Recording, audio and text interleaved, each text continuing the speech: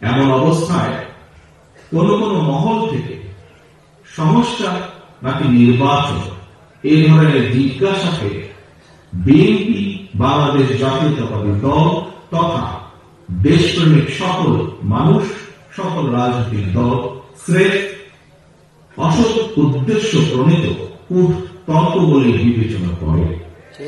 বরং আমাদের দল বিএনপি মনে করে রাষ্ট্র, রাজনীতি এবং রাজনৈতিক দলের গুণগত পরিবর্তনের জন্য সংস্কার এবং নির্বাচন উভয়ই প্রয়োজন এবং অবশ্যই প্রয়োজন। এ কারণে অন্তর্বর্তীকালীন সরকার হয়তো তাদের দৃষ্টিতে অনেক বড় বড় সংস্কার কর্মসূচি হাতে নিয়েছে।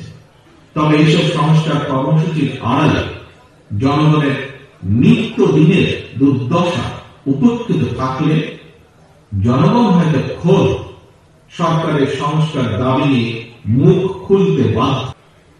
সৃষ্ট বাজার সিন্ডিকেট ভেঙে দ্রব্যমূল্য জনগণের ক্রয় ক্ষমতার ভেতর আনতে সরকার কি কি পদক্ষেপ নিয়েছে? ফ্যাসিস্ট আমলে দায়ের করা লক্ষ লক্ষ মামলায় এখনো কেন প্রতিদিন অকারণে মানুষকে আদালতে বারান্দায় ছুটোছুটি করতে হচ্ছে? দেশের বিদ্যমান পরিস্থিতিতে বিএনপি বারবার যে কথাটির উপর জোর দিতে চায় সেটি হল অন্তর্বর্তীকালীন সরকার তাদের সংস্কার কিংবা গৃহীত পরিকল্পনায় অগ্রাধিকার নির্ধারণের ব্যর্থতার পরিচয় দিলে ষড়যন্ত্রকারীরা 2024 সালে গণ অভ্যুত্থানের স্পিরিট বিনষ্ট করার সুযোগ নেবে। এরই মধ্যে তারা একাধিকবার দেশে অস্থিতিশীল পরিবেশ তৈরির অপচেষ্টা চালিয়েছে। প্রতিটি রাজনৈতিক দলের সামনেই এবার জনগণের কাঙ্ক্ষিত একটি বৈষম্যহীন গণতান্ত্রিক মানবিক দেশ গড়ার পাওয়া। এই লক্ষ্য বাস্তবায়নের উদ্দেশ্যে রাজনৈতিক দলগুলো এখন জনগণের সামনে যার যার দলীয় আদর্শ কর্মসূচি উপস্থাপন করবে, জনগণের সমর্থন আদায়ের চেষ্টা করবে। এটি গণতান্ত্রিক রীতি, গণতান্ত্রিক বিশ্বের স্বাভাবিক ও স্বতঃসিদ্ধ নিয়ম।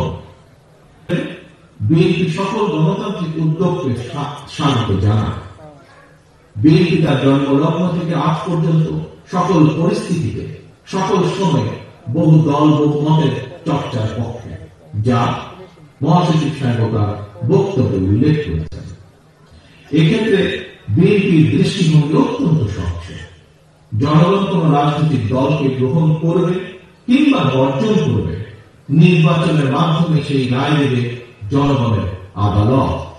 তবে যারা জনগণের আদালতের রায় মুখোমুখি হতে ভয় পায় কিংবা যাদের ভিন্ন কোন উদ্দেশ্য রয়েছে, তারাই নির্বাচন অনুষ্ঠান নিয়ে নানা রকম বিভ্রান্তি সৃষ্টি করে।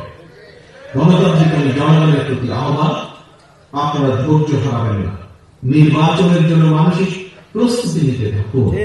নির্বাচন কমিশন তাদের উপর অর্পিত দায়িত্ব যথারীতি পালন করবে এই বিশ্বাস রাখুন। বিএনপি নেতাকর্মী সমর্থকদের প্রতি আহ্বান জানিয়ে বলতে চায়, আপনারা অপপ্রচারে বিভ্রান্ত হবেন না, বরং সতর্ক থাকবেন।